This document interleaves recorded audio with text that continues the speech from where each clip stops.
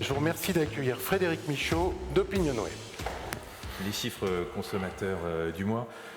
Pour interroger les Français, nous avons mobilisé une enquête extrêmement classique, une méthodologie très, très simple. Nous avons interrogé un échantillon de 1014 personnes. C'est le fameux échantillon national représentatif de 1000 Français dont vous entendez parler partout dans la presse. Cet échantillon a été constitué selon la méthode des quotas. Il a été interrogé par Internet la semaine dernière, du 29 au 30 juin 2022. Passons sans plus tarder aux résultats de ces deux questions. Oui, parce que c'était un petit peu compliqué. Habituellement, on a des questions très consommateurs. Là, on est sur un sujet très B2B. Et questionner les Français sur la marketplace alors qu'ils ne savent pas ce que c'est qu'une marketplace, que vous faites tout ce qu'il faut pour que ce soit de plus en plus transparent, c'était compliqué. Donc on s'est dit, on va déjà, avec Frédéric, leur donner une définition. On a fait une capture d'écran d'un site bien connu. On leur dit, voilà, lorsque vous achetez des produits sur le site d'une enseigne de vente en ligne, est-ce que vous savez réellement faire la différence entre les produits qui sont vendus directement par cette enseigne et les produits qui sont vendus par des vendeurs tiers, qui sont repérés par une mention vendue par, etc. Et c'est là-dessus qu'on a travaillé à la fois pour comprendre leur connaissance, leur compréhension et leurs critères. Oui, c'est l'un des avantages des études par Internet, c'est qu'on peut présenter des visuels. Donc là, ils avaient un exemple sous les yeux. Alors les résultats, vous le voyez, sont quand même très contrastés, puisque 75% des Français que nous avons interrogés nous disent qu'ils font la différence. 28% le font systématiquement, 47% souvent, 15% rarement, 9% jamais. Alors, il faut quand même nuancer ces résultats qui sont très, très massifs.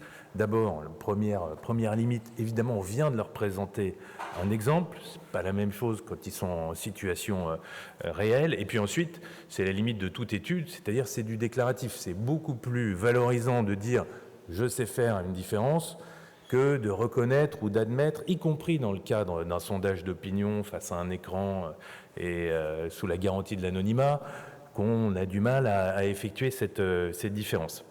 Mais tout de même, quand on regarde, si on ajoute ceux qui disent oui rarement et non jamais, ça fait quasiment un quart de la population.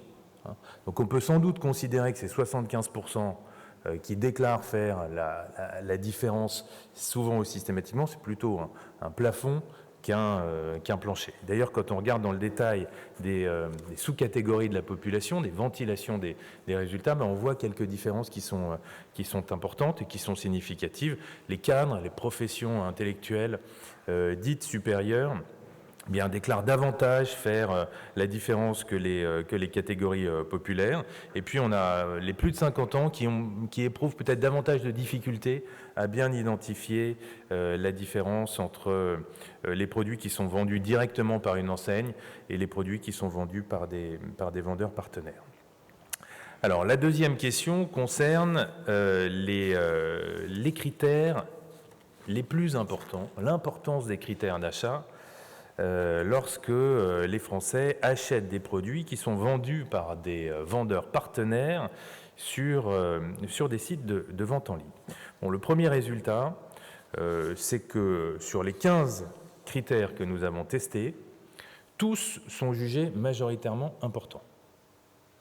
Et 8 sont même, donc plus de la moitié, 8 sont même jugés très importants par une majorité. C'est dire à quel point cet acte d'achat il est multifactoriel, comme on dit dans les études. Le premier élément, sans surprise, qui est au cœur de toute transaction économique, c'est l'inusable rapport qualité-prix, la qualité des produits. Vous voyez, c'est très important pour 66% des Français, notamment les femmes, notamment les plus de 50 ans et notamment les cadres et les professions intermédiaires. Le prix, lui aussi, est très important pour 63% des Français, notamment les femmes. Et là, les catégories populaires, c'est-à-dire les employés, les ouvriers, sont beaucoup plus sensibles à cette thématique du prix. Bon, je passe rapidement sur toute la problématique actuelle du pouvoir d'achat. On le voit ressortir aussi ici. Deuxième groupe de critères, qui dit achat sur Internet, dit logistique, et donc une attention forte aux conditions de livraison, aux délais, aux tarifs. 59% des Français nous disent que c'est très important, mais aussi aux conditions d'échange et de retour. Là aussi, les critères du délai et des tarifs. Troisième groupe d'éléments, les informations sur le produit. 56% des Français nous disent que la garantie du produit, c'est quelque chose de très important. Les informations produits, c'est 57%. Tout ça se combine sous l'aspect de la confiance, qui est vraiment là aussi au cœur de l'achat sur Internet. Confiance dans le site de vente en ligne, c'est important pour 54% des Français. Dans la confiance, il y a aussi le service après-vente. 51% des Français jugent que c'est un critère très important. Et puis vous le voyez, ensuite, tous les autres critères sont eux aussi jugés importants par une majorité, mais une importance d'une moindre intensité. Ça ne veut pas dire qu'ils ne sont pas importants dans l'absolu, mais moindre intensité quand même d'importance dans l'acte d'achat.